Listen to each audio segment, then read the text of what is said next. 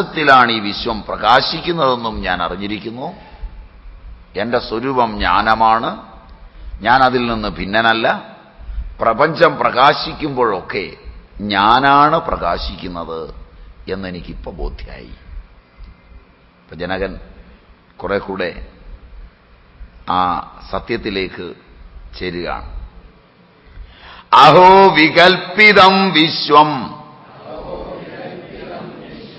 അജ്ഞാനാത്മയി ഭാസതേ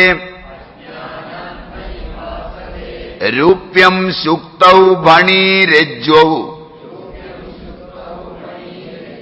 വാരിസൂര്യകരേ യഥാ. അഹോ അഹോ വികൽപ്പിതം വിശ്വം അജ്ഞാനാത്മയി ഭാസതേ രൂപ്യം ശുക്തൗ ഭണീരജ്വം വാരിസൂര്യകരേ യഥാ. അഹോ യഥാ ശുക്തൗ രൂപ്യം രജ്ജൗ ഭണി സൂര്യകരേ വാരി ഭാസതേ തഥാ അജ്ഞാനാത് വികൽപ്പിതം വിശ്വം മയി ഭാസതേ. അഹോ ഹാ യഥാ ശുക്തൗ രൂപ്യം രജ്വൗ ഭണി. എപ്രകാരമാണോ ചിപ്പിയിൽ വെള്ളി, കയറിൽ പാമ്പ്, സൂര്യകരേ വാരി സൂര്യരശ്മിയിൽ ജലം ഭാസതേ തോന്നുന്നത്. ഇതെല്ലാം ഭ്രമമാണ്. ഒന്ന് ചിപ്പിയിൽ വെള്ളി, അത് നിങ്ങൾക്കറിയാവുന്ന ഉദാഹരണമാണ്, പഠിച്ചിട്ടുണ്ട് അല്ലേ? കയറിൽ പാമ്പും പഠിച്ചിട്ടുണ്ട്. സൂര്യരശ്മിയിലെ വെള്ളം പഠിച്ചിട്ടില്ല. ആകാശം അങ്ങനെ കാണുന്ന മോളിൽ. അത് പോരായെങ്കിൽ നിങ്ങൾ വണ്ടി ഓടിക്കുമ്പം വെള്ളം കാണും. നല്ല വെയിലത്തേ കാണുള്ളൂ. നല്ല നട്ടുച്ചയ്ക്ക് എൻഎച്ചിലൂടെ പോയാൽ മതി. കണ്ടിട്ടില്ല? ചിലർ ഡ്രൈവറെ പിടിക്കും, അകലേന്ന് വെള്ളം കാണും, നല്ല ഓളടിക്കുന്ന വെള്ളം. കണ്ടിട്ടില്ല? നിങ്ങളുടെ വണ്ടി അടുത്ത് ചെല്ലുന്തോറും വെള്ളം ഇറങ്ങിക്കൊണ്ടിരിക്കും, കടലിൽ നിന്ന് ഇറങ്ങുന്ന പോലെ. കണ്ടിട്ടില്ല? ഇപ്പൊ സൂര്യരശ്മിയിലെ വെള്ളം, സൂര്യരശ്മിയിൽ വെള്ളമില്ല. ഇതെല്ലാം ആകാശം ഉദാഹരണമായി എടുത്താൽ മതി, അത് തന്നെ പൂർണ്ണമാണ്. ആ രശ്മി വന്ന് പതിക്കുമ്പോൾ അതിൽ വികർണനം സംഭവിക്കുന്നതാണ്. അതാണ് വെള്ളം പോലെ പരന്നു കിടക്കുന്നത്. വിമാനത്തിലൊക്കെ പോകുമ്പോൾ നല്ല മേഘവും സൂര്യരശ്മിയും അടിക്കുന്ന ഭൂമിയുടെ ഉപരിതലങ്ങളിൽ വെള്ളം കിടക്കുന്ന പോലെ. വിൻഡോയുടെ സൈഡിലിരുന്നാൽ നോക്കിയാൽ കാണാം താഴേക്ക്. അപ്പം അതെല്ലാം ഇങ്ങനെ വരുന്നതാണ്. അപ്പോ ചിപ്പിയിൽ വെള്ളി, കയറിൽ പാമ്പ്, സൂര്യരശ്മിയിൽ ജലം ഭാസതേ ഇവ തോന്നുന്നത്. തഥാ അപ്രകാരം അജ്ഞാനത്താൽ വികൽപ്പിതം വിശ്വം മയി ഭാസതേ. ഇപ്പൊ ഒരു പടി കൂടെ ജനകൻ കടന്നു. ജഗത്തും പ്രകാശവും തമ്മിലുള്ള ഭേദം എന്താണ്? ജഗത്ത് അജ്ഞാനത്താലുളവായി നിലനിന്ന് അജ്ഞാനം പോകുമ്പോൾ ഇല്ലാതാകുന്നതാണ്. ആ ജഗത്ത് എന്നിൽ പ്രകാശിക്കുന്നതുകൊണ്ട്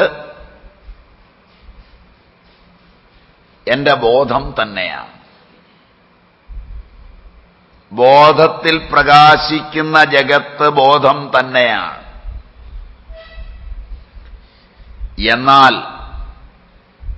അത് അജ്ഞാനത്തിലാകൊണ്ട് ജഗത്ത് മറയുകയും ജ്ഞാനം മാത്രമാവുകയും ചെയ്യും. ഇത് ഞാൻ കഴിഞ്ഞ ശ്ലോകത്തിൽ പറഞ്ഞിരുന്നില്ല.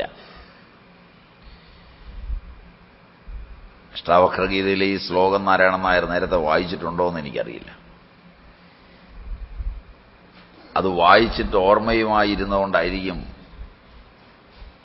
ഇപ്പൊ നാരായണൻ നായർ പറഞ്ഞതാണ് ഈ സാധനം. കാരണം ജ്ഞാനമല്ലെങ്കിൽ പ്രകാശം സൂക്ഷ്മവും ജഗത്തു സ്ഥൂലവും, അതുകൊണ്ട് തന്നെ ജഗത്തിനേക്കാൾ പ്രകാശം ഉത്കൃഷ്ടവുമാണ്. മനസ്സിലായില്ല? ഉത്കൃഷ്ടവുമാണ്.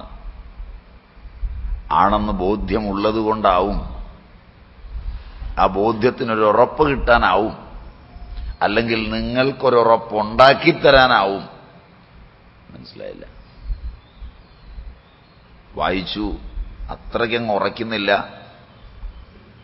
കേട്ടാൽ കുറച്ചുകൂടെ ഉറയ്ക്കുമല്ലോ എന്നതിനാകും. അല്ലെങ്കിൽ സ്വാമി എങ്ങാനും വിട്ടുപോയാൽ ഇവർ ഉറയ്ക്കാതിറങ്ങിപ്പോയെങ്കിലോ എന്നെപ്പോലുള്ളവർ കയറിയിരുന്ന് പറഞ്ഞു കഴിഞ്ഞാൽ ഇവരൊരുമാതിരി കൈകാര്യം ചെയ്യും. ഞാനിങ്ങനെ കാവ്യൊന്നും ഉടുത്തല്ലല്ലോ പറയുന്നേ. അപ്പോ എനിക്കിങ്ങനൊരു അഭിപ്രായമുണ്ട്, അത് സ്വാമി പറഞ്ഞാൽ വലിയ കുഴപ്പമൊന്നും വരില്ല എന്ന നിങ്ങളോടുള്ള ഇതുകൊണ്ടാവും ആ ചോദ്യം പ്രസക്തമാണ്. Whatever it may be. ഇതിലേതായിരുന്നാലും ഇതൊന്നും അല്ലെങ്കിലും. കാരണം എത്തിയപ്പോൾ പിന്നെ അതങ്ങനെ പറഞ്ഞു തരുന്നതായി എനിക്കും സുഖം. സ്പഷ്ടമായും ജനകൻ ഉത്കൃഷ്ടമായത് പ്രകാശമാണെന്ന് നന്നായി പറയുകയാണ്. കാരണം അജ്ഞാനം മൂലം കൽപ്പിതമായ വിശ്വം ജ്ഞാനം കൊണ്ടല്ല കൽപ്പിക്കപ്പെടുന്നത് കൊണ്ട് തന്നെ അത് അപകൃഷ്ടമാണ്. അപകൃഷ്ടമാണെങ്കിലും അജ്ഞാനദശയിൽ ഈ ജഗത്തിൽ നിന്ന് മോചനമില്ലാതെ നിൽക്കുമ്പോൾ അപകൃഷ്ടമായ ജഗത്തിനെ കൊണ്ടു നടക്കുന്നു എന്ന് കേട്ടതായി തോന്നുമ്പോൾ ഞാനും അപകൃഷ്ടനാകുമോ എന്ന ഒരു ബോധം അത് വേണ്ട. അതിനാണ് ആദ്യത്തത്. എന്റെ ബോധത്തിലാണ് ജഗത് പ്രകാശിക്കുന്നത്, ജഗത്തെന്റെ ബോധം തന്നെയാണ് എന്ന് ആദ്യം എടുക്കുക. മനസ്സിലായി? അല്പദൂരം നേരെ നടന്നു പോകുമ്പോൾ എനിക്ക് തന്നെ ബോധ്യമാകും ഇത് അജ്ഞാനമാണെന്ന്. അപ്പൊ ഇതങ്ങ് എരിഞ്ഞടങ്ങും. അപ്പോൾ ഞാൻ അപകൃഷ്ടനാകാതെ ജഗത്ബോധമില്ലാതെ ആത്മബോധത്തിലേക്ക് പോവാം. അതല്ലെങ്കിൽ വിദ്യാഭ്യാസത്തിന്റെ ധർമ്മം മറ്റൊന്നായി പതിക്കും. പാരസ്പര്യം അകന്നുപോകും. അവിടെ ഇരുന്നു കൊണ്ട് അത് തന്നെ സംഘാടകരുണ്ടാക്കിയൊരു പ്രശ്നമുണ്ട്. നിങ്ങൾ മനസ്സുകൊണ്ടുണ്ടാക്കിയതാണെങ്കിൽ പ്രശ്നമില്ല. കാരണം വലിയൊരു സ്റ്റേജ്, അതിൻ്റെ മുകളിൽ നിങ്ങളിരിക്കുന്നതിനേക്കാൾ അല്പം കൂടെ വലിയ കസേര, അതിനകത്തൊരു കുഷ്യനും, മനസ്സിലായില്ല, അതിനു മുമ്പിലൊരു മൈക്കും, അതിനു മുമ്പിലൊരു സ്റ്റൂളും. ഇതൊക്കെ നാം ഒന്നല്ല എന്ന് ആദ്യം തന്നെ തോന്നാൻ പര്യാപ്തമായ ഒന്നാണ്. മനസ്സിലായില്ല? ദീർഘകാല നൈരന്തര്യത്തിന്റെ അറിവിനെ മാത്രം വെച്ചുകൊണ്ട് അപഗ്രഥിക്കുന്ന തലത്തിൽ ഇരിക്കുന്നയാളിന് അറിവുണ്ട് എന്ന് മാത്രം ചിന്തിച്ചാൽ തൽക്കാലം അങ്ങ് സമാനിച്ചു പോവാം. അതിനിപ്പുറമുള്ള തലങ്ങളിൽ വരുന്ന എല്ലാ ഭേദത്തിലും പ്രാതിയൗകിക സ്വഭാവമുണ്ട്. മനസ്സിലായില്ല? ആ പ്രാതിയൗകിക ഭാവന വന്നാൽ ഇത് ഉത്കൃഷ്ടമായ പ്രകാശം, ഉത്കൃഷ്ടമായ ബോധം, അപകൃഷ്ടമായ ജഗത്ത്, ആ ജഗത്തിലാണല്ലോ ഞാൻ പെരുമാറുന്നത് എന്ന ബോധം, അതിൽ പഠിപ്പിക്കുന്നയാൾ പെരുമാറുന്നില്ല എന്ന സങ്കല്പം, രണ്ടും കൂടെ വന്നാൽ ഒരു പ്രതിയോഗിയുടെ തലം വരികയും പഠനത്തിന്റെ ദിശ പൂർണ്ണമാകാതെ വരികയും ചെയ്യും. നമ്പർ 1, നിരന്തരമായി പഠിപ്പിക്കുന്നയാളിനോട് ഇടപെടാൻ ഇടയുണ്ടാകുന്ന ഒരു തലമെങ്ങാനും വന്നാൽ, മനസ്സിലായില്ല, ഇതൊക്കെ പഠിപ്പിച്ചിട്ടും ഇതൊക്കെ പഠിച്ചിട്ടും ഈ പ്രകാശമാണെന്ന് പറഞ്ഞിട്ടും പിന്നെയും ഇയാൾ വിഷയങ്ങളെ കൈകാര്യം ചെയ്യുന്നല്ലോ എന്ന രോഷം, ഇയാൾ ചെയ്യുന്ന കർമ്മങ്ങൾ പതനമാണ്, ഇയാളെ പതിപ്പിക്കാതെ നോക്കണമെന്ന് ഇയാളുടെയും കൂടെ ഒരു ഗുരുവായി നിങ്ങൾ രൂപാന്തരപ്പെടുകയും ചെയ്യും. മനസ്സിലായില്ല? ഇതൊക്കെ ഈ വഴിയിലെ പ്രശ്നമാണ്. മിക്കവാറും അക്കാഡമിക്കായി വരുന്ന തലങ്ങളിൽ ഈ വിദ്യ കൈകാര്യം ചെയ്യുമ്പോൾ വരുന്ന പ്രശ്നങ്ങളായതെല്ലാം.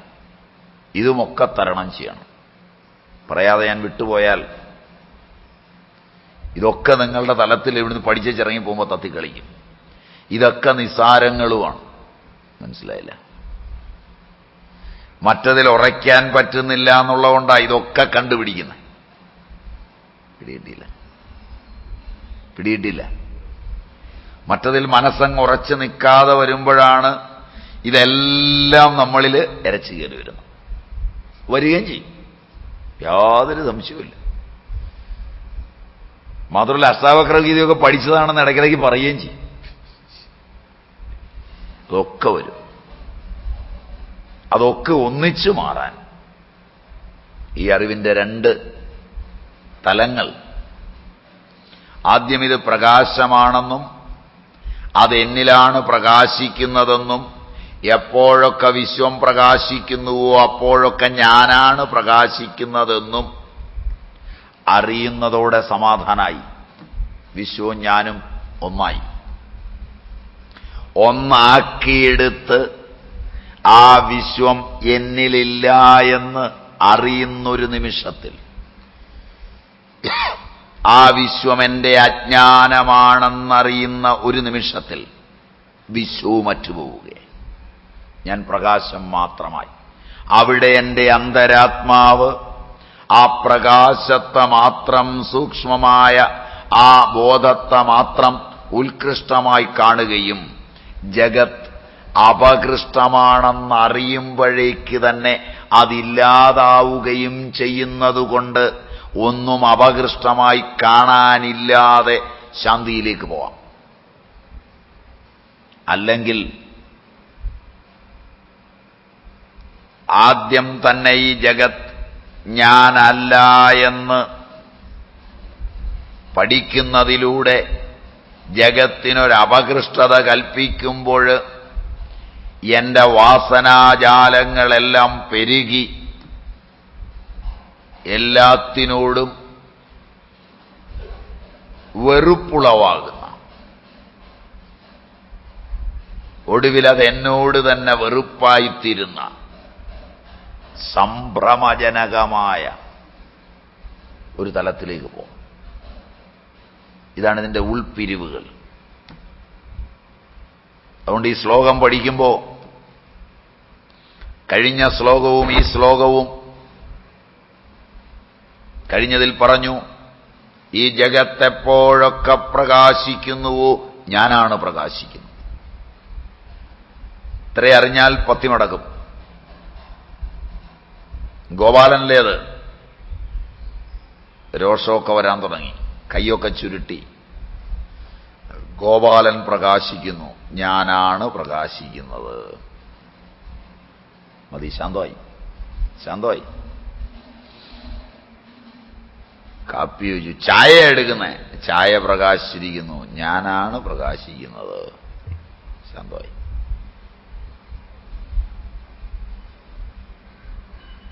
ഏത് പ്രകാശിക്കുന്നുവോ അത് ഞാനാണ്. അപ്പോൾ ശാന്തമായൊരു തലത്തിലേക്കെത്തി. ഇനി ഈ ശാന്തിയുടെ തലത്തിൽ നിന്ന് ജഗത്തിനെ നോക്കിക്കാണുമ്പോൾ ആ ജഗത്തിന്റെ അജ്ഞാനത്തിലാണെന്ന് ബോധ്യായി. അത് ബോധ്യമാകുമ്പോഴേക്ക് ജഗത്തില്ലാതെയുമായി. കാരണം അപ്രകാശം ഉണ്ടാകുമ്പോൾ അജ്ഞാനം പോയി, അജ്ഞാനം പോയപ്പോൾ ജഗത്തില്ലാതായി. അപ്പോൾ ജഗത്തിനെ അപഗ്രഥിക്കാൻ പോലും സമയം കിട്ടില്ല. അജ്ഞാനത്തെ അപഗ്രഥിക്കേണ്ട ആവശ്യമില്ല. ആ ഒരു തലത്തിൽ ജനകൻ എത്തിയെന്നുള്ളതാണ് ഇതിന്റെ മഹത്വം. നോക്കാം അടുത്തത് 10. മത്തോ വിനിർഗതം വിശ്വം മയ്യേവ ലയമേഷ്യതി മൃതികുംഭോ ജലേ വീചി കനകേ കടകം യഥാ. പഴയ വക്താക്കളെല്ലാം ദൃഷ്ടാന്ത കുശലന്മാരാണ്.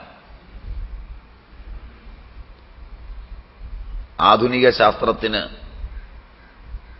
പരീക്ഷണശാലയിലെ പരീക്ഷണങ്ങൾ എത്ര പ്രാധാന്യമുള്ളതാണോ അത്രയും പ്രാധാന്യമുള്ളതാണ് വിചാരശീലത്തിന് ദൃഷ്ടാന്തങ്ങൾ. പ്രാചീന ആചാര്യന്മാരതുകൊണ്ട് ദൃഷ്ടാന്തത്തിന് അമിതമായ പ്രാധാന്യവും കൊടുത്തു പോന്നിട്ടുണ്ട്. ജനകയാജ്ഞവൽക്യ സംവാദത്തിലൊരിടത്ത് ഈ ചിത്രവും കാണാം. ഇത്തവണ യാജ്ഞവൽക്യന്റെ അടുക്കലേക്കെത്തിയ ജനകൻ ആത്മപ്രകാശത്തിലാണ് എല്ലാം കാണുന്നത് എന്ന് വരെ പറഞ്ഞു. അത് നമ്മൾ മുമ്പ് ചർച്ച ചെയ്തിട്ടുള്ളതാണ്. അതുകൊണ്ടാണ് ഇന്ന് വരെ പറഞ്ഞു എന്ന് ഞാൻ നിർത്തിയത്. കഴിഞ്ഞ ക്ലാസ്സിൽ പറഞ്ഞതാണ്. ഏതാണ് സൂര്യൻ, ഏതാണ് മനുഷ്യന്റെ വെളിച്ചം, സൂര്യൻ, ചന്ദ്രൻ, അഗ്നി. അവസാനം ആത്മപ്രകാശത്തിലാണ് സ്വപ്നത്തിൽ കാണുന്നത്. സ്വപ്നവും കണ്ടു. ആ സ്വപ്നത്തില് തന്റെ പ്രകാശത്തിലാണ് എല്ലാം കാണുന്നത്. എല്ലാം താൻ തന്നെയാണ്. പ്രമാണം, പ്രമേയം, പ്രമാതാവ്. കാണിക്കുന്ന പ്രകാശവും കാണുന്നവനും കാണപ്പെടുന്ന വസ്തുവും സ്വപ്നത്തിൽ ഏകീഭവിക്കുന്നു. ജാഗ്രത പഠിക്കാൻ ഇത് എളുപ്പമാണ്. ജാഗ്രത്തിലും ഇങ്ങനെ തന്നെയാണ്. ജാഗ്രത്തും സ്വപ്നം തന്നെയാണ്. അത് കഴിഞ്ഞൊരവസ്ഥയുണ്ട്.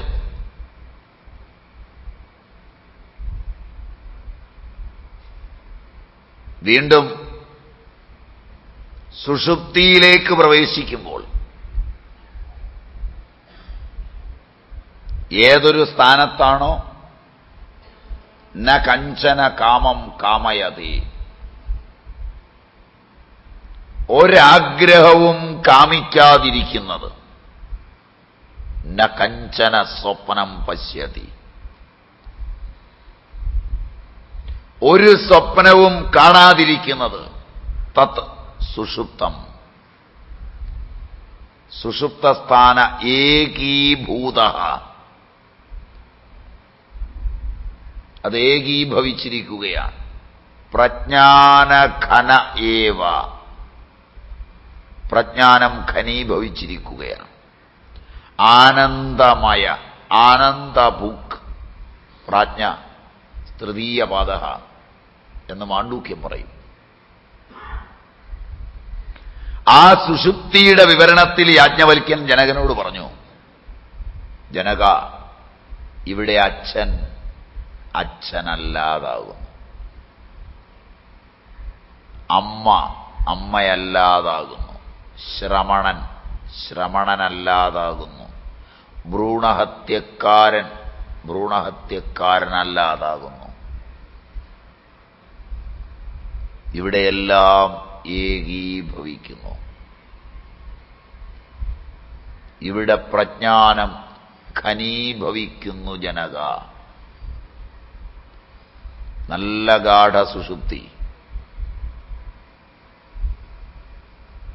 എന്റെ വിശ്വാസങ്ങളിലെ മതങ്ങൾ, ജാതികൾ, വർണ്ണങ്ങൾ, എന്റെ പഠിപ്പ്, എന്റെ അഹന്ത, ഞാനെന്ന ബോധം, ഇതൊന്നുമില്ല. നല്ല ഉറക്കത്തിൽ.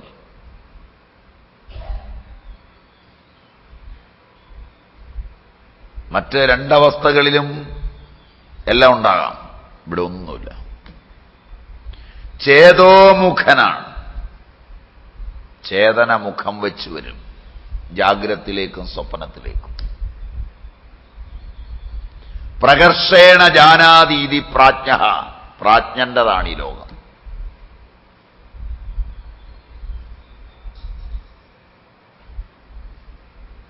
ഉണർന്നു വന്നിട്ടേ അറിയുള്ളൂ ഒന്നും അറിഞ്ഞില്ല എന്ന് തന്നെ.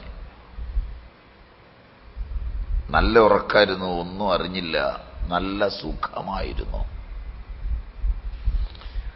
അത് ഉണർന്നു വന്നിട്ടാ അറിയുന്നത്. അവിടെ സാക്ഷിയായിട്ടുന്ന ബോധം ഉണർന്നു വരുമ്പോഴാ പറയുന്നേ.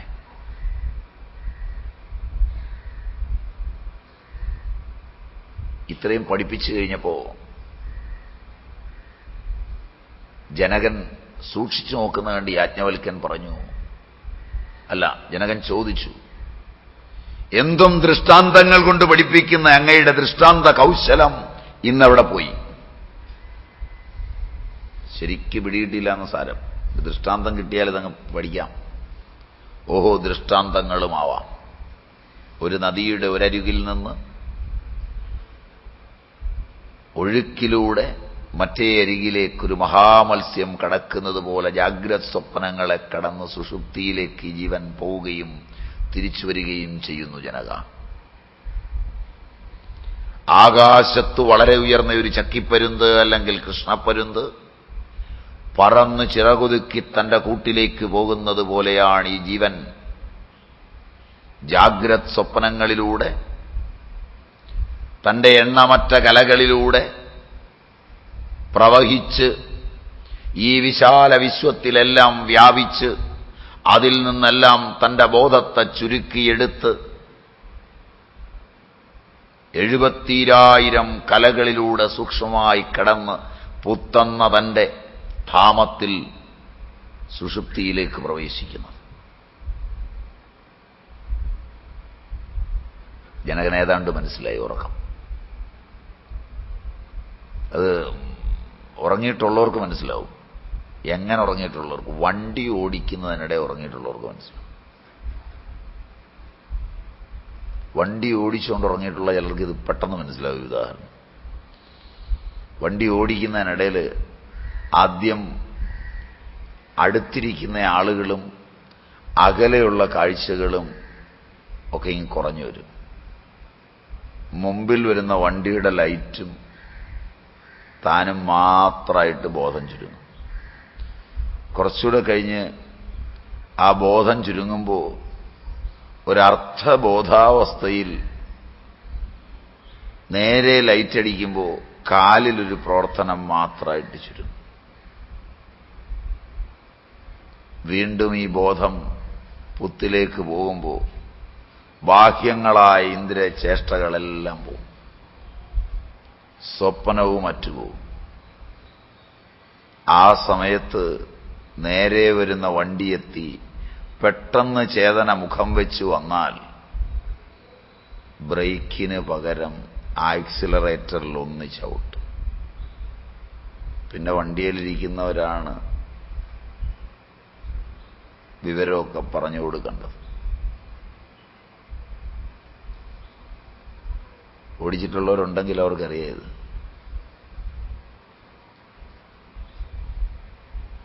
ശരിയല്ലേ? ശരിയല്ലേ? മെല്ലെ മെല്ലെ വിജയ, നമുക്ക് വണ്ടി സൈഡിൽ നിർത്തി ഒന്ന് മയങ്ങിയിട്ട് പോയാ മതി. ശരിയാണ്? നീ കുഴപ്പമില്ലെന്ന്, കുഴപ്പമില്ല. ഞാനിതിനു മുമ്പും ഇങ്ങനെയൊക്കെ ഓടിച്ചിട്ടുണ്ട്. ഇന്ന് ഏതായാലും ഓടിക്കണ്ട, നീ അരിയിൽ നിർത്ത്. കാരണം നിർത്തിയില്ലെങ്കിൽ ചിലപ്പോ അങ്ങ് ബെറ്റർ ലേറ്റ് ദാൻ നെവർ. അപ്പോ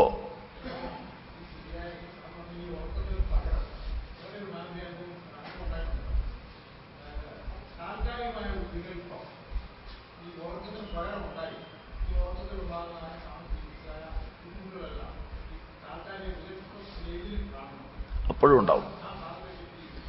ആ ഭാഗത്തെപ്പറ്റിയും ആചാര്യന്മാർ പറഞ്ഞിട്ടുണ്ട്. ജാഗ്രത്, സ്വപ്നം, സുഷുപ്തി, മൂർച്ഛ, സന്യാസം, തന്ത്ര, ഇങ്ങനെ ഒരുപാട് വകുപ്പുകളുണ്ട്. അതിൽ ജാഗ്രത്, സ്വപ്ന, സുഷുപ്തി എന്ന 3 നമ്മൾ പഠിക്കാറുള്ളൂ. പ്രായണ ഇപ്പോൾ വേദാന്തികളും അതേ പഠിപ്പിക്കാറുള്ളൂ. ജാഗ്രത്, സ്വപ്ന, സുഷുപ്തി, മദം, മൂർച്ഛ. ഈ 5 അവസ്ഥകളുണ്ട്. അത് ക്ഷേമേന്ദ്രനൊക്കെ വളരെ ഗംഭീരമായി മൂർച്ഛയെയും മദത്തെയും പറ്റി പഠിപ്പിക്കുന്നുണ്ട്. തന്ത്രാനാഡിയിൽ ലോപം വരുമ്പോഴാണ് മദത്തിലേക്ക് മെല്ലെ പോകുന്നത്. മദ്യത്തിന്, ഉമ്മത്തിന്റെ കായ്ക്ക് ഒക്കെ മദമുണ്ടാക്കാനുള്ള കഴിവുണ്ട്. പെട്രോളിനാണ് ഏറ്റവും കൂടുതൽ മദമുണ്ടാക്കാൻ കഴിവുള്ളത്. മദ്യത്തിന്റെ അഡിക്റ്റുകളെ മോചിപ്പിക്കാം, പെട്രോൾ അഡിക്റ്റുകളെ മോചിപ്പിക്കാൻ പാടാണ്.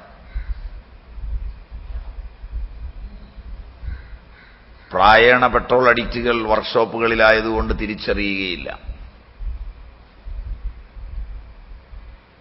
നമ്മൾ അറിയപ്പെടുന്ന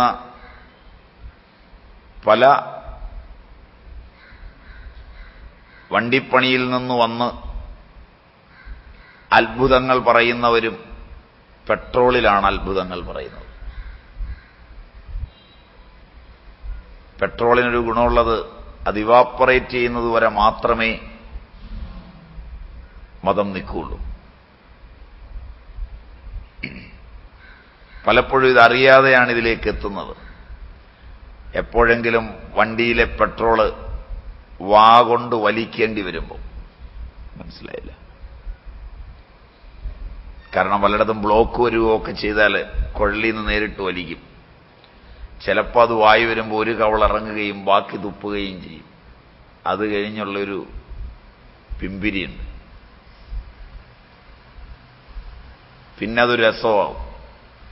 2-3 പ്രാവശ്യമാകുമ്പോൾ പിന്നെ ആരുടെ വണ്ടിയാ കൊണ്ടിരുന്നത്, ബ്ലോക്ക് ഇല്ലെങ്കിലും തട്ടി നോക്കി ഒന്ന് വലിക്കും. കാശ് മുടക്കാതെ ഒന്ന് പൂസാകാനുള്ള അവസ്ഥ. വണ്ടിപ്പണി എടുത്തിട്ടുണ്ടോ? ഇല്ല. പിന്നെ എങ്ങനെയാ നിങ്ങളോട് പറഞ്ഞിരുന്നത് വണ്ടിപ്പണി ചെയ്ത് ഞാൻ? അതുകൊണ്ട് പെട്രോളിന്റെ അഡിക്ഷൻ വളരെ കൂടിയതാണ്. മദ്യത്തിന്റെ അഡിക്ഷൻ മാറ്റുന്നതിനേക്കാൾ ബുദ്ധിമുട്ടാണ് പെട്രോൾ അഡിക്ഷൻ മാറ്റാൻ. പിന്നെ അത്ഭുതങ്ങളൊക്കെ തുടങ്ങും, പ്രവചനങ്ങളുമൊക്കെ തുടങ്ങും. കാരണം അവർ പലപ്പോഴും ഭൂമിയിലല്ല നിൽക്കുക.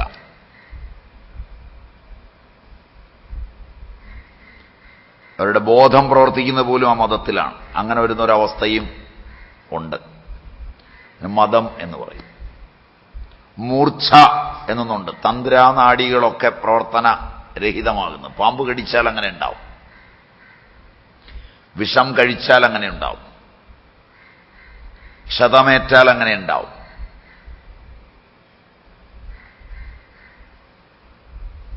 ആ 70,000 കലകളിലൂടെ, പ്രതിശാഖാനാഡികളിലൂടെ, ഹൃത്പത്മത്തിൽ നിന്ന് 101 നാഡികൾ, 100 വീതം ശാഖാനാഡികൾ, 70,000 വീതം പ്രതിശാഖാനാഡികൾ. അതിലെ പ്രതിശാഖാനാഡികളിലൂടെ പുത്തെന്ന പ്രദേശത്തേക്കാണ് ഈ ജീവൻ വിശ്രമിക്കുവാൻ പോകുന്നത്. അവിടെ നിന്ന് ഉണരുവാനിഷ്ടപ്പെടാതെ, ഈ രംഗം നല്ലോണം അറിയുന്നത്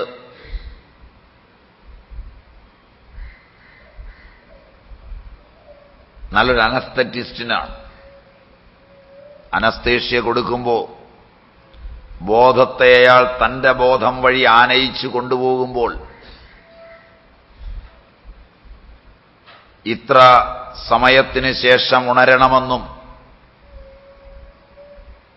ഇത്ര സമയം വരെ ഉറങ്ങണമെന്നും ഒക്കെ കൊടുക്കുന്ന നിർദ്ദേശമാണ് പ്രവർത്തിക്കുന്നത്. എന്നാൽ അപസ്മാര രോഗികൾ, ചില പ്രത്യേകതരം ഞരമ്പ് രോഗികൾ മുതലായവർക്കൊക്കെ അനസ്തേഷ്യ കൊടുക്കുമ്പോൾ അവർ ഈ നിർദ്ദേശം പാലിക്കില്ല. അവരെ ഹിപ്നോട്ടൈസ് ചെയ്യാനാവില്ല. അതുകൊണ്ട് അവർ ഓപ്പറേഷന്റെ മധ്യത്തിൽ ഉണരും. അത് അപകടമാണ്. ചിലപ്പോൾ അവർ ഉണരുകയേയില്ല. അതുകൊണ്ട് തന്ത്രാനാഡിയുടെ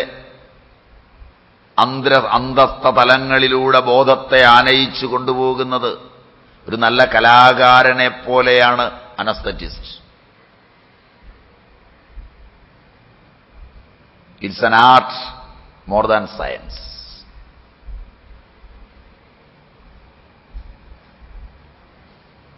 അവർക്കറിയാം അതുകൊണ്ടിത് ഈ പോക്കും വരവുമില്ല. അപ്പോ ജീവൻ പുത്തിലേക്ക് പോകുമ്പോൾ പോണമെന്നില്ല. പാമ്പൊക്കെ കടിച്ചാൽ പഴയ നാട്ടുവൈദ്യന്മാരാണെങ്കിൽ നല്ല കുരുമുളക് വെള്ളത്തിലിട്ട് തൊലി കളയും. എന്നിട്ട് അത് തുമ്പയുടെ ചാറ് ചേർത്തും തുളസിയുടെ ചാറ് ചേർത്തും കരിനൊച്ചിയുടെ ചാറ് ചേർത്തും ഒക്കെ മാറി മാറി അരയ്ക്കും. കൂട്ടത്തിൽ 1-2 കുഴിയാനകളെയും ചേർക്കും. തുരുട്ടി ഗുളികകളായി കയ്യിൽ വെച്ചേക്കും. ബോധമറ്റ് കിടക്കുന്ന വേളയിൽ അവർ തങ്ങളുടെ സഞ്ചിയിൽ നിന്ന് ഈ ഗുളികയിൽ ഒരെണ്ണം എടുക്കും. വീട്ടുകാരോട് പറയും, ഒരല്പം ആരോഗ്യമുള്ള 2 പേര് അടുക്ക് നിന്നോളാൻ പറയും. അത് മെല്ലെ തുളസി നീരിലോ എവിടെയെങ്കിലും ഒന്ന് ചാലിക്കും. മുലപ്പാലിലോ തുളസി നീരിലോ എവിടെയെങ്കിലും ഒന്ന് ചാലിക്കും. കണ്ണ് പിടിച്ചൊരു അഞ്ജനം ഒന്ന് എഴുതും. അപ്പോൾ ആ പുത്തിൽ നിന്ന് ജീവൻ മെല്ലെ ഉണർന്നു വരും. ആ ഉണർന്നു വരും പെട്ടെന്നാണെങ്കിൽ അയാൾ മറ്റു ഭാഷകളിൽ സംസാരിക്കുക, ഉള്ളിൽ കിടക്കുന്ന തെറിയും ചീത്തയൊക്കെ ചിലപ്പോൾ പറയുക, നിൽക്കുന്നവരെയൊക്കെ തട്ടിമാറ്റുക, ഇറങ്ങി ഓടുക, ബഹളമൊക്കെ ഉണ്ടാക്കും. അതിനായി ആരോഗ്യമുള്ളവരെ നിർത്തുന്നത്. ഉന്മാദ രോഗികളിലും അഞ്ജനം ചെയ്യുമ്പോൾ ഇതാ ഉണ്ടാകുന്നത്. ബോധം തന്ത്രയിൽ പോയി ശാന്തമായി വിശ്രമിക്കുകയാണെങ്കിൽ അല്പം മെരുപ്പുഴു എടുത്ത് കായവും ചേർത്തരച്ച് മൂക്കിലൊരു നസ്യം കൊടുക്കുമ്പോൾ അയാൾ മെല്ലെ ഉണർന്നു വരും. അതിന് മൂർച്ഛ എന്നാണ് പറയുന്നത്. അതൊക്കെ വിട്ടത് നമുക്ക് അത്യാവശ്യമുള്ളതല്ലാത്തതുകൊണ്ടാണ്. ഇപ്പൊ മതം, മൂർച്ഛ, ഇതെല്ലാമും ഇതിൻ്റെ കൂടെയുണ്ട്. അതൊക്കെ വികല്പ ഉപാധികളിൽപ്പെട്ടതാണ്. അതൊക്കെ ആചാര്യന്മാരുടെ സന്തത ചർച്ചയ്ക്ക് വിഷയീഭവിച്ചിട്ടുണ്ട്. വേദാന്തശാസ്ത്രം ജീവനെ പഠിക്കുമ്പോൾ ജാഗ്രത് സ്വപ്ന സുഷുപ്തികളിലെ സുഷുപ്തിയിൽ വിസ്തൃതമായി പറയുന്നത് കൊണ്ട് മൂർച്ഛയും ഒരുതരം സുഷുപ്തി തന്നെയെന്ന് എടുക്കുകയാണ് പതിവ്. അപ്പം മതം, മൂർച്ഛ, സന്യാസം, അങ്ങനെ ഒരു അവസ്ഥയുണ്ട്. അതും രോഗമാണ്. അവന് സന്യാസമാണെന്ന് പറഞ്ഞാൽ രോഗമാണെന്നാണ് അർത്ഥം. അവൻ സന്യാസിയാണെന്ന് പറഞ്ഞാൽ രോഗമല്ല. ഇപ്പൊ അവന് സന്യാസമാണ്. ചില ആളുകൾ ഈ ലോകത്തിന്റെ പ്രജ്ഞയൊക്കെ വിട്ട് ചിലയിടത്തിരുന്നാൽ അങ്ങിരിക്കും, എഴുന്നേൽക്കുകയില്ല. മലമൂത്രാദി വിസർജനങ്ങളൊന്നും ഉണ്ടാവില്ല. ഒന്നും സംഭാഷണം ചെയ്യില്ല. ഇതൊരു വലിയ പ്രശ്നമാണ്. രോഗമാണോ ധ്യാന അവസ്ഥയാണോ എന്ന് തിരിച്ചറിയാൻ എല്ലാവരും. വൈദ്യശാസ്ത്രത്തിൽ ഇതൊരു വലിയ അവസ്ഥയാണ്. മോഡേൺ മെഡിസിനിന് പാരനോയിയ എന്ന് പറയുന്ന ഒരവസ്ഥയോട് ഇതിന് സാദൃശ്യമുണ്ട്. ഡിപ്രഷൻ, മാനിയ, ഓരോ ന്യൂറോസിസും ഡെവലപ്പ് ചെയ്തു പോകുന്നത് ഡിപ്രസീവ് സൈക്കോസിസായി അത് മാറും. മാനിയാക് സൈക്കോസിസായിട്ട് അത് ഡെവലപ്പ് ചെയ്യും. പിന്നെ ഡിപ്രഷനും മാനിയയുമായിട്ട് മാറി മാറി കളിക്കും കുറേ നാൾ. പിന്നെ അവിടുന്ന് മെല്ലെ അതൊരു സ്കീസ്ട്രോഫീനിയയിലേക്ക് മാറും. അപ്പോഴാണ് പുറത്തുനിന്നുള്ള ശബ്ദങ്ങളൊക്കെ കേൾക്കും. നമ്മളെ നിയന്ത്രിക്കുന്ന വേറെ ആളുകളാവും. ഇങ്ങനൊരു രോഗമുണ്ട്. ആധ്യാത്മിക അനുഭൂതിയിൽ ആന്തരികങ്ങളായ ശബ്ദങ്ങൾ, നാദവിപഞ്ചികളൊക്കെ കേൾക്കും. ഇത് രണ്ടും പഠനം കൊണ്ട് തിരിച്ചറിയാത്തവന്റെ അടുക്കലാ ചെല്ലുന്നെങ്കിൽ രണ്ടാമത് പറഞ്ഞവനെ രോഗിയാക്കി ECT കൊടുക്കും. ആദ്യം പറഞ്ഞവനെ ധ്യാനയോഗിയായി ചിലപ്പോൾ ചിത്രീകരിക്കുകയും ചെയ്യും, കാശുണ്ടെങ്കിൽ. മനസ്സിലായില്ല? അതുകൊണ്ട് ഇതിന്റെ തലം വളരെ സൂക്ഷിച്ചു പോകേണ്ടതാണ്. പുറത്തുനിന്ന് ശബ്ദങ്ങളൊക്കെ കേൾക്കുക, അവർ പറയുന്ന പോലെ ചെയ്യുക. അങ്ങനെയാണ് നിംഹാൻസിൽ നിന്നൊരു ഡോക്ടർ സുഹൃത്തിനോടുകൂടി, തൻ്റെ പഴയ ഒരു സുഹൃത്ത് കാണാനെത്തി. നിംഹാൻസിലെ ഡോക്ടർ ആ പഴയ സുഹൃത്തിനെ കാണാനെത്തി. അദ്ദേഹം വേറെ തലത്തിലാണ്, അപ്പം അദ്ദേഹത്തെ കൂട്ടി വണ്ടിയെ കയറി. അപ്പോൾ വണ്ടിയിൽ പോകുമ്പോൾ സൈഡിലായിരുന്നേ രണ്ടുപേരും കൂടെ. സൈഡ് സീറ്റിലിരുന്നത് ഡോക്ടറാണ്. ഡോക്ടർ ഡ്രൈവറുടെ വലത്ത് സൈഡിലെ ചില്ലിലൂടെ നോക്കിയപ്പോൾ കണ്ടു വണ്ടി ഓടിക്കുന്നവൻ, ട്രാൻസ്പോർട്ട് ബസ് ഓടിക്കുന്ന അയാൾ 6 മാസം മുമ്പ് നിംഹാൻസിൽ ചികിത്സയിലുണ്ടായിരുന്ന രോഗിയാണ്. ഡോക്ടർ ഒന്നേ കണ്ടുള്ളൂ അയാളെ. ഡോക്ടർ പറഞ്ഞു, നമുക്ക് അടുത്ത സ്റ്റോപ്പിൽ ഇറങ്ങാം. എന്താ ഡോക്ടർ, നമ്മൾ ഇറങ്ങേണ്ട പോയിന്റ് ആയില്ലല്ലോ. ഒന്നും പറയണ്ട, നമുക്ക് അടുത്ത സ്റ്റോപ്പിൽ ഇറങ്ങാം. ഇറങ്ങിയേ പറ്റൂ, അടുത്ത സ്റ്റോപ്പിൽ ഇറങ്ങാം. ഡോക്ടർ സമാനായിട്ടിരിക്കുക. അപ്പൊ ഈ സുഹൃത്തിനും കാര്യം മനസ്സിലായി ഏതാണ്ട്. ഡോക്ടർ പറഞ്ഞു, പറ്റില്ല, ഇറങ്ങിയേ ഒക്കുള്ളൂ. അവസാനം പറഞ്ഞു, ഡോക്ടർ കാര്യം പറ, പതുക്കെ പറഞ്ഞാൽ മതി. ഉറക്കെ പറയാൻ പറ്റില്ല, പതുക്കെ പറഞ്ഞാൽ മതി. എടോ, സ്കീസ്ട്രോഫീനിയ രോഗിയാ വണ്ടി ഓടിക്കുന്നത്. അവന്റെ ബോധത്തിലേക്ക് ഈ വണ്ടി പാലമിടിച്ച് വെള്ളത്തിലേക്ക് പോകട്ടെ എന്നൊരു നിർദ്ദേശം ആരോ പറയുന്നതായി തോന്നിയാൽ ഞാനും താനും ഒക്കെ അയ്യോ വെള്ളം. രോഗിയെ ചികിത്സിച്ച് മനസ്സിലായില്ല.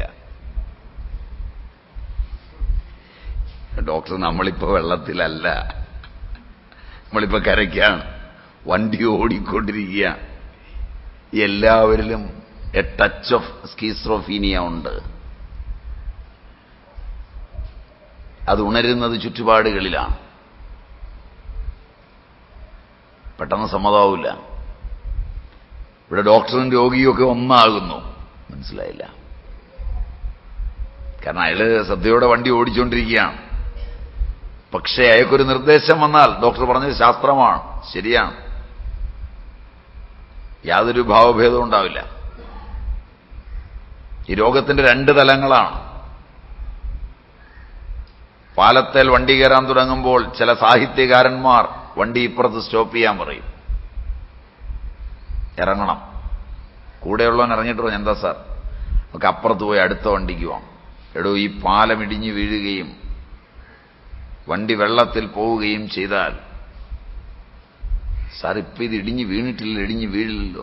എടോ, വെട്ടാൻ കൊണ്ടുപോകുന്ന ആടിന് പുല്ല് കൊടുത്താൽ അത് തിന്നും. കാരണം അതിനറിയില്ല താൻ വെട്ടാനാണ് തന്നെ കൊണ്ടുപോകുന്നത്. നമ്മളങ്ങനെയല്ല, നമുക്ക് ബോധമുണ്ട് ഈ പാലം ഇടിഞ്ഞു വീണാൽ. ഇത്തരം സാഹിത്യകൃതികൾ ഇന്ത്യയിൽ ഒരുപാടുണ്ട്. അവയ്ക്കൊക്കെ വിശ്വപ്രചാരവും ലഭിച്ചിട്ടുണ്ട്. അവയ്ക്കൊക്കെ തന്നെ അവാർഡും കിട്ടിയിട്ടുണ്ട്. അവ വായിച്ചൊട്ടേറെ രോഗികളുണ്ടായിട്ടുമുണ്ട്. അതിലെ കഥാപാത്രങ്ങൾക്ക് ആത്മവൈശിഷ്ട്യവുമുണ്ട്. എന്ന് പറഞ്ഞാൽ എഴുതിയവന്റെ സ്വഭാവവുമുണ്ട്. ഇതൊക്കെ മനസ്സിന്റെ വിഭൂതികളാണ്. ഇതല്ലാത്തൊരു തലമുണ്ട്. അപ്പൊ അവിടെ സ്കീസ്ട്രോഫീനിയ, അതും കഴിഞ്ഞാലാണ് എല്ലാം ഞാനാണെന്ന തോന്നൽ വരുന്ന പാരനോയിയ. ഒടുവിൽ രണ്ടുകൂടെ ചേർന്ന് വരുന്ന പാരനോയിഡ് സ്കീസ്ട്രോഫീനിയ. ഒരു ഡിപ്രഷൻ വരുമ്പോഴേ മെല്ലെ ഒന്ന് സൂക്ഷിച്ചാൽ ഈ തലങ്ങളിലൊക്കെ എത്താതെ രക്ഷപ്പെടാം. ഒന്നും ചെയ്യാതെ കുറെ നേരം ഇരിക്കും, പിന്നെ എല്ലാം കൂടെ തിരക്കിട്ട് ചെയ്യും. അപ്പോ ഭയങ്കര ഊർജമാണ്. ഇതുവരെ വെറുതെ ഇരുന്ന് കഴിഞ്ഞ് പിന്നെ അങ്ങ് ചെയ്യാൻ തുടങ്ങിയാൽ, തൂക്കാനും തുടയ്ക്കാനും തുടങ്ങിയാൽ കിടന്നുറങ്ങുന്നവനെ കൂടെ തൂത്തും തുടച്ചും എടുക്കും. മനസ്സിലായില്ല. ചില വീട്ടിൽ ചില പെണ്ണുങ്ങൾ അങ്ങനെയുണ്ട്. ചില പെണ്ണുങ്ങൾ അങ്ങനെയുണ്ട് വീട്ടിൽ. ഒരു ദിവസം ഒന്നും ചെയ്യില്ല, ഉറങ്ങിയിരിക്കും. കാപ്പിയും തിളപ്പിക്കുകയില്ല, ചായയും തിളപ്പിക്കുകയില്ല. എന്നെക്കൊണ്ട് പറ്റുകയില്ല, ഒറ്റയിരുപ്പാണ്. വീട്ടിലുള്ളവർ മടുത്തു പോകും. അന്ന് കാപ്പിയില്ല, ചായയില്ല, ഒന്നുമില്ല.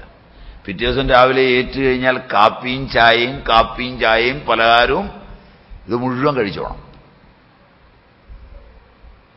വീട്ടുകാരിത് മുഴുവൻ കഴിച്ചോണം, ഒരു രക്ഷയില്ല. കഴിക്കാൻ ഞാൻ ഉണ്ടാക്കിയ പിന്നെ കഴിക്കാനല്ലേ. കഴിച്ചില്ലെങ്കിൽ പിണക്കമായി. ഇതെല്ലാം എടുത്ത് തലക്കൂട്ടും. സഹിക്കാൻ പറ്റില്ല. ഇതുവരെയുള്ള അച്ഛനോട് അമ്മോട് ചെന്ന് പറയാനും പറ്റില്ല. അവർ സമ്മതിക്കില്ല. തന്റെ കൂടെ കൂടിയ പിന്നെയാന്ന് പറയും. എന്റെ വീട്ടിൽ വെച്ച് കുഴപ്പമൊന്നും ഉണ്ടായിരുന്നില്ല. പിന്നെ ഇവൻ ഗവേഷണം ചെയ്ത് കണ്ടുപിടിക്കണം പണ്ട് വല്ല മരുന്നും കഴിച്ചോന്ന്. വലിയ പാടാ. ഇത് കഴിഞ്ഞ് കുറെ നാൾ ഇതിങ്ങനെ അങ്ങോട്ട് ഓടിക്കഴിയുമ്പം mania depression, then maniac depression, finally schizophrenia, then paranoia and paranoid schizophrenia. പിന്നെ ഡെയിലി ബഹളം കേൾക്കാം. അയൽവക്കത്തുകാർക്ക് രാത്രിയാകുമ്പോൾ സിനിമയും നാടകമൊക്കെ കാണാം. അപ്പൊ ഇത് വരാതിരിക്കണം എങ്കിൽ മനസ്സിനെ ഭ്രമമില്ലാതെ കൊണ്ടുപോകണം. ഇതാ ഭാഗം. അതേസമയം തന്നെ ആധ്യാത്മികമായ സാധനകൾ ചെയ്യുമ്പോൾ, തന്ത്രസാധനകളും മറ്റു സാധനകളും ചെയ്യുമ്പോൾ ആന്തരികമായ നാദങ്ങളൊക്കെ ഉണ്ടാവും. പ്രണവനിസ്വനം, അനാഹതധ്വനി ഒക്കെ ഉണ്ടാവും. ഇങ്ങനെ രണ്ടുണ്ട് ലോകം. അതാ ചോദ്യം ചോദിച്ചുകൊണ്ട് നമ്മുടെ വിഷയം വിട്ടത്രയും പറഞ്ഞു എന്നേ ഉള്ളൂ. നമ്മുടെ വിഷയത്തിലുള്ളതല്ല.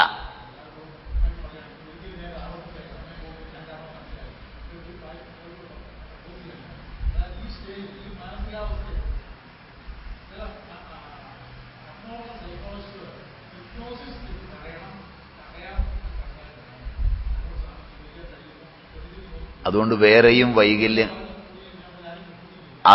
അതിനും വേറെ ഒരുപാട് തരം വൈകല്യങ്ങളുണ്ട്. അങ്ങനെ പറഞ്ഞാലും ചില താൽക്കാലിക ശാന്തികളൊക്കെ ലഭിച്ചാലും അതിന് വേറെ ചില വൈകല്യങ്ങളുണ്ട്. കാരണം പുതിയ പുതിയ പേഴ്സണാലിറ്റികൾ അതിനുശേഷം രോഗിയിൽ സംജാതമാവുകയും അത് കൂടുതൽ കോംപ്ലിക്കേഷൻസിന് ഇടയാക്കുകയും ചെയ്യും.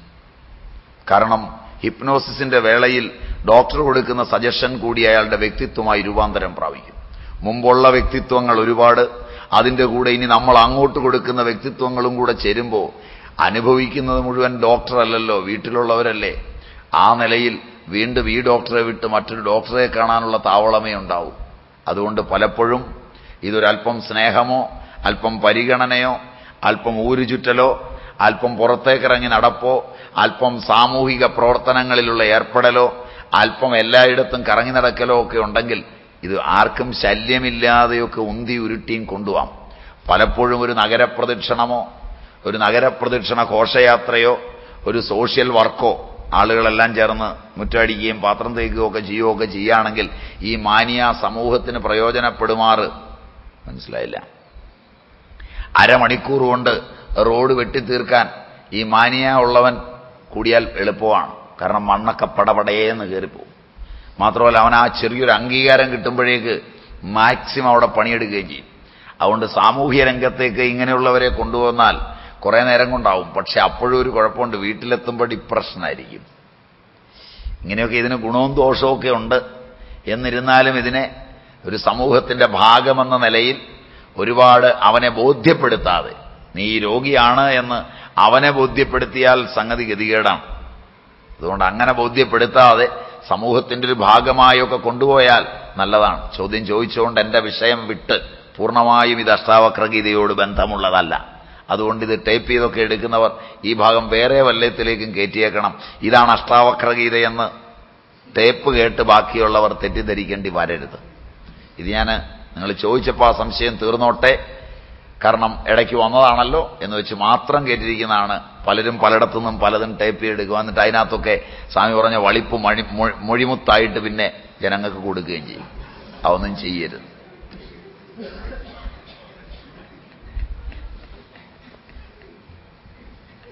ഇതതിനകത്ത് കിടപ്പുണ്ടാവും. അതുകൊണ്ട് ആളുകളെ അത് കേൾപ്പിക്കുകയും വേണം. അപ്പൊ നമുക്ക് നമ്മുടെ വിഷയത്തിലേക്ക് വരാം. മത്തോ വിനിർഗതാ വിശ്വം മയ്യേവ ലയമേഷ്യതി മൃതികുംഭോ ജലേ വീചി കനകേ കടകം യഥാം. നമ്മൾ ഈ ചൊല്ലിയതാണ്, അന്വയം എന്ന് പറഞ്ഞതാണ്, പറയാൻ തുടങ്ങിയതാണ്. അപ്പോഴാണ് ദൃഷ്ടാന്തത്തിന്റെ കൗശലം പറയേണ്ടി വന്നത്. ഇത് ദൃഷ്ടാന്തങ്ങളാണ്. ഇപ്പൊ ഈ പറയുന്ന ഒക്കെ ദൃഷ്ടാന്തങ്ങളാണ്. ദൃഷ്ടാന്തത്തിന് ശാസ്ത്രത്തില് ലാബിലെ പരീക്ഷണത്തോളം തന്നെ പ്രസക്തിയുണ്ട്. ഈ ദൃഷ്ടാന്തം ഓരോന്നും നമ്മളിലൊരു ഭാവം ഉണ്ടാക്കുന്നതാ അറിവ്. ദൃഷ്ടാന്തത്തിന്റെ സഹായവും അതാണ്. ഒരു ദൃഷ്ടാന്തം പറഞ്ഞു കഴിയുമ്പോൾ ഭാഷയ്ക്കതീതമായൊരു ഭാവം ഉണ്ടാവും. മനസ്സിലാവുമെന്ന് തോന്നുന്നു.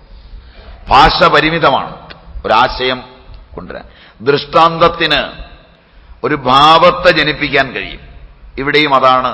ജനകൻ താൻ മനസ്സിലാക്കിയതിനെ ഒരു ദൃഷ്ടാന്തം കൊണ്ട്, അനേക ദൃഷ്ടാന്തങ്ങൾ ഒന്നിച്ച് അഷ്ടാവക്രന്റെ മുമ്പിൽ വയ്ക്കുകയാണ്. യഥാ എപ്രകാരമാണോ കുംഭഹ മൃതി വീചി ജലേ ഘടകം കനകേ ലയം ഏതി, എപ്രകാരമാണോ കുടം മണ്ണിലും തിരജലത്തിലും വള സ്വർണത്തിലും ലയം ഏതി, ലയത്തെ പ്രാപിക്കുന്നത്.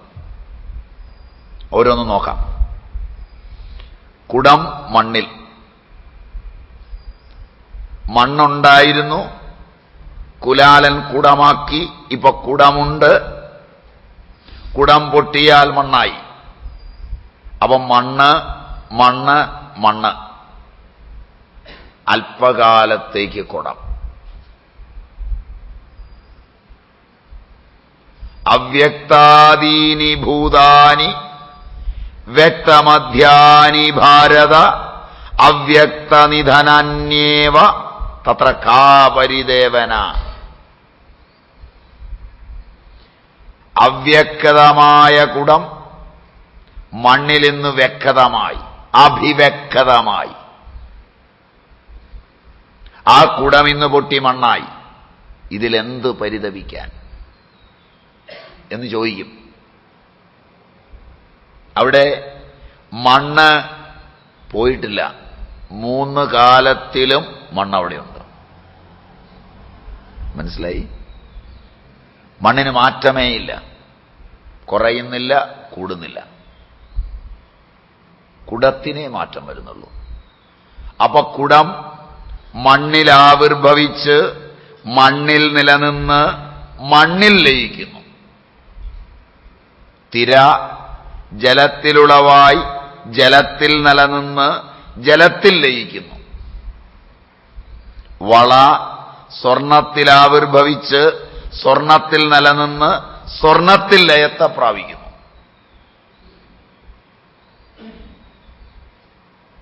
സർവം ഖൽവിദം ബ്രഹ്മ തജ്ജലാനീതി ശാന്ത ഉപാസീത.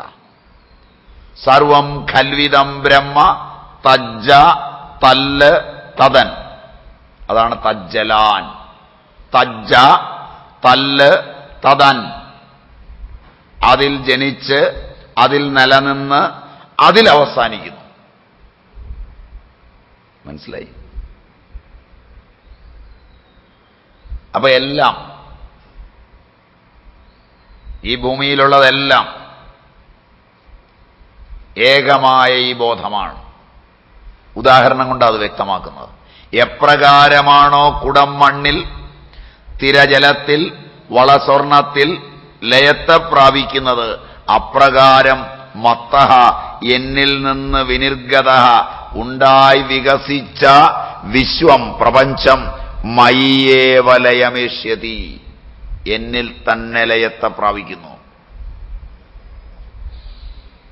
അപ്പൊ ഈ ലോകം എന്നിലുണ്ടായി എന്നിൽ നിലനിന്ന് എന്നിൽ അവസാനിക്കുന്നു. എന്റെ ലോകം അതാണ്. സമഷ്ടി ലോകം സമഷ്ടിയിലുണ്ടായി സമഷ്ടിയിൽ നിലനിന്ന് സമഷ്ടിയിൽ വിലയം പ്രാപിക്കുന്നു. ആദ്യത്തതിന് നിത്യപ്രളയമെന്നും രണ്ടാമത്തതിന് കൽപ്പാന്തപ്രളയമെന്നും പേരിടുന്നു. നിത്യപ്രളയം, അവാന്തരപ്രളയം, കൽപ്പാന്തപ്രളയം, നൈമിത്തിക പ്രളയം, പ്രളയങ്ങൾ ഒരുപാടുണ്ട്. പ്രകർഷേണലയം. ഓരോ ദിവസവും ഞാനുണ്ടാക്കുന്ന എന്റെ വിശ്വം എന്നിൽ നിലനിന്ന് ഞാൻ ഉറങ്ങുമ്പോൾ എന്നിൽ ലയിക്കുന്നു. അത് നിത്യപ്രളയം. മനസ്സിലായില്ല?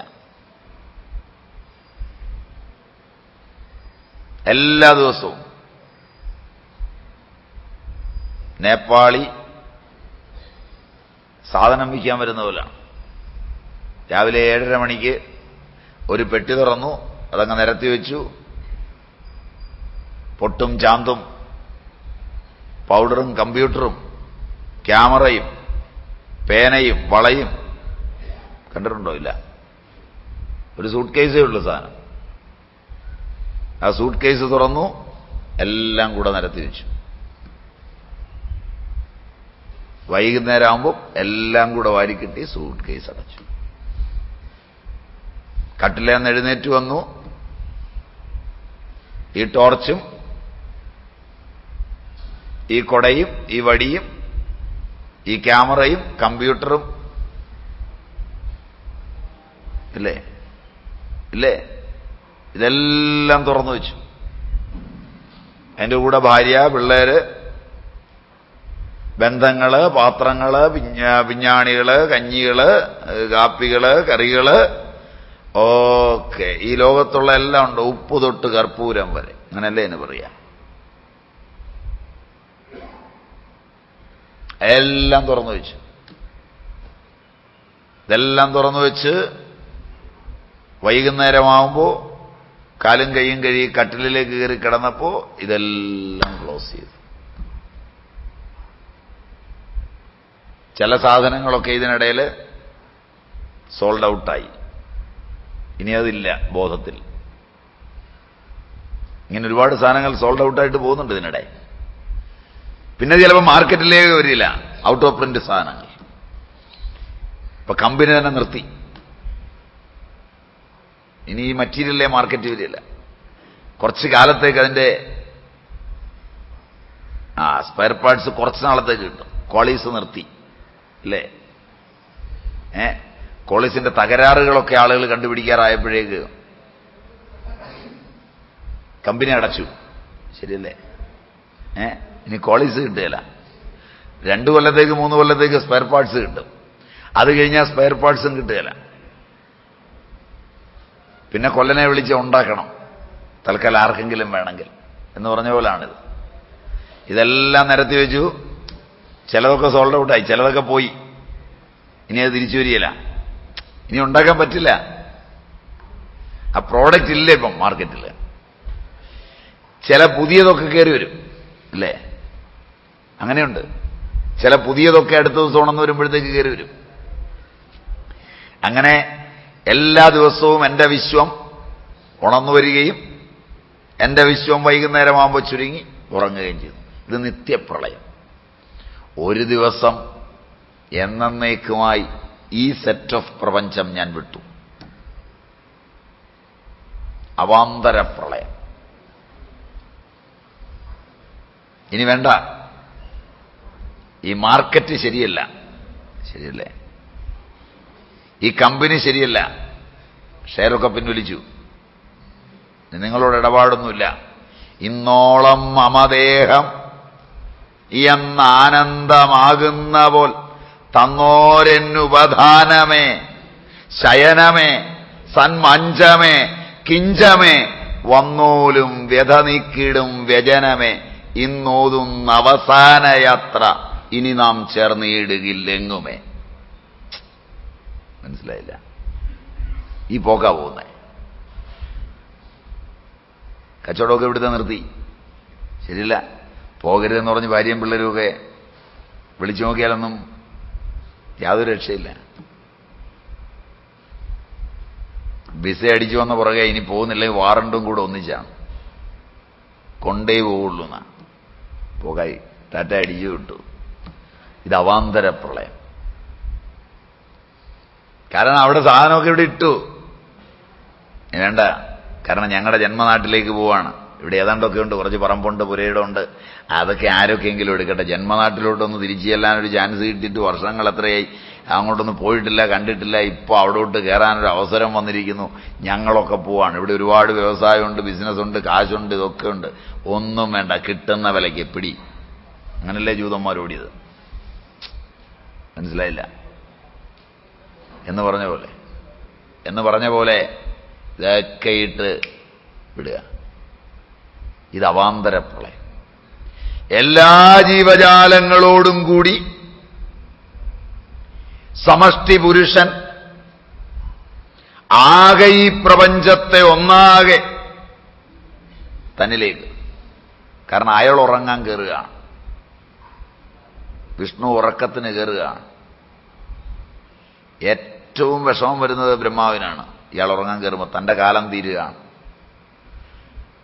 ബ്രഹ്മാവിന്റെ ആയുസ് തീരുമ്പോഴാണ് ഇയാൾ ഉറക്കത്തിലേക്ക് കയറുന്നത്. പള്ളി കൊള്ളാനായിട്ട് കയറുകയാണ്. അതിന്റെ ആ ഭാവന ഗംഭീരമാണ്. ഇയാൾ കയറി കിടക്കാൻ തുടങ്ങുമ്പോഴേ ലക്ഷ്മി പോയി വിളിക്കും.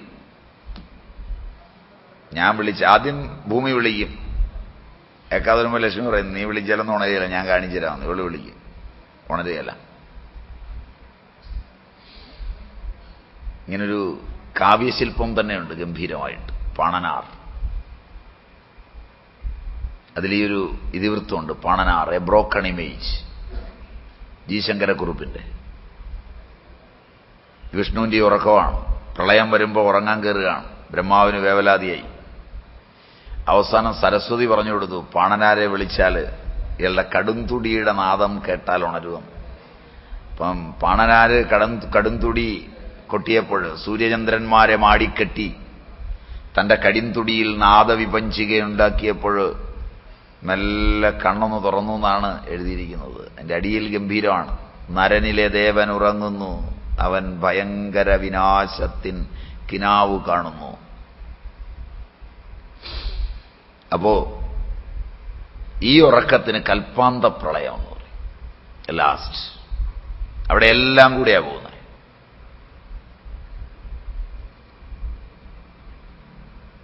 അപ്പോ ദിനങ്ങൾ അവസാനിക്കുന്ന, വർഷങ്ങൾ അവസാനിക്കുന്ന, ഒരായുസ് അവസാനിക്കുന്ന, ഒരു യുഗം അവസാനിക്കുന്ന, ഒരു ബ്രഹ്മാവിന്റെ ഭരണം അവസാനിക്കുന്ന, ഒരു മന്വന്തരം അവസാനിക്കുന്ന പ്രളയങ്ങൾ ഇങ്ങനെ ഒരുപാടുണ്ട്. ഇതിന്റെ എല്ലാം സമാനാധികരണ പ്രളയങ്ങൾ നമ്മളിലും നിത്യനിരന്തരമായി നടന്നുകൊണ്ടായിരിക്കുന്നത്. ഇപ്പൊ ജനിമരണങ്ങളുടെ ഇതിഹാസങ്ങളെല്ലാം ഈ പിണ്ടാണ്ടത്തിലും ബ്രഹ്മാണ്ടത്തിലും ഒരുപോലെയാണ് നടക്കുന്നത്. ഇത് പഠിക്കാൻ ഇത് വളരെ എളുപ്പമാണ്. അപ്പോ ഈ വിശ്വം എന്നിലുണർന്ന് എന്നിൽ നിലനിന്ന് എന്നിൽ ലയിക്കുകയാണ്. എപ്രകാരം മണ്ണും കുടവും മണ്ണുമെന്ന പോലെ, വളയും സ്വർണവുമെന്ന പോലെ,